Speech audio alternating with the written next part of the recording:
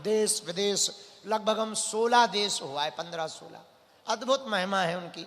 हमें कौन पूछता था भैया, जिस गांव में हम रहते हमारा सरपंच भी नहीं हमें बैठने को कहता था, ऐसी औकात थी। लेकिन उन्होंने बाहें क्या पकड़ ली। आज देखो आप लोगों को प्रवचन सुनाने हम हैदराबाद आ गए, ये उनकी दया है। हमने सपने में नहीं सोचा था कि कभी हम हैदराबाद आ पाएंगे, आज तक नहीं सोचा था भैया, ये उनकी कृपा है। हम तो बहुत छोटे से गांव से हैं, पढ़े लिखे नहीं हैं, साधारण परिवार से हैं। भैया इन बेटियों का विवाह हम इसलिए करते हैं क्योंकि हमने अपनी बहन का जब विवाह किया था तब किसी ने हमको 20,000 रुपया उधार नहीं दिए थे। 20,000 रुपया। घर घर गए थे हम, पूरे गांव के घर घर गए थे, जितने बड़े लोग हैं उनसे हमने कहा, हमारे पास खेती किसानी तो थी नहीं, 1 एकड़ जमीन थी। हमने कहा ये आप गिरवी रख लो, 20,000 रुपया दे दो, हमारी बहन का विवाह है। 20,000 रुपया किसी ने हमें उधार नहीं दिए थे। भाई उसी गांव में जन्म हुआ। जिस दिन हमारी बहन का विवाह हुआ था, बारात आई थी, उस दिन भोजन की भी ठीक से व्यवस्था नहीं थी, पर जो रिश्तेदार मिले वो बड़े सज्जन थे, उन्होंने कुछ नहीं बोला।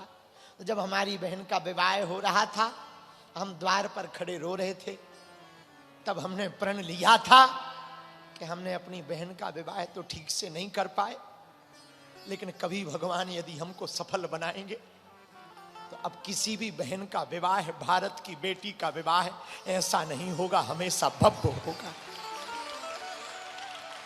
और भैया बेटियां घर पे हो तो श्राप मत समझना, वरदान समझना।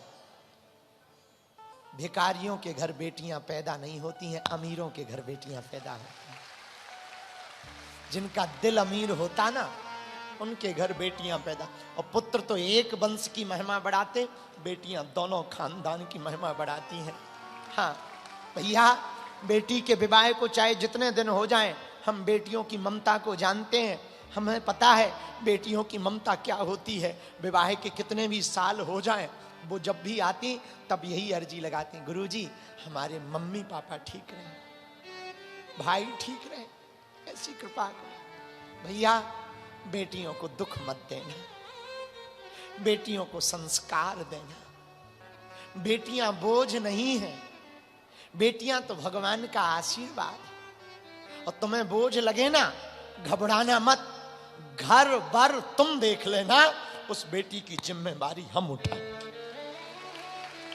हम भले ही और कथा कर लेंगे, हमें धाम छोड़ा नहीं जाता, मजबूरी है धाम से बाहर निकलना। हम बाहर नहीं आएंगे। आज हमको ये अंजनी हमको बैठे थे गाड़ी में, तो हमसे कह रहे थे गुरुजी आप सबसे क्यों मिलते, आप इतना टाइम क्यों देते।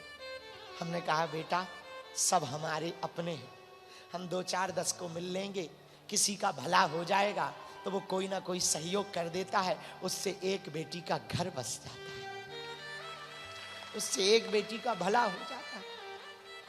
तो हम यही कहना चाह रहे भैया, जीवन में बेटियां श्राप नहीं वरदान है। और हमने तो जो दिन देखे सो देखे।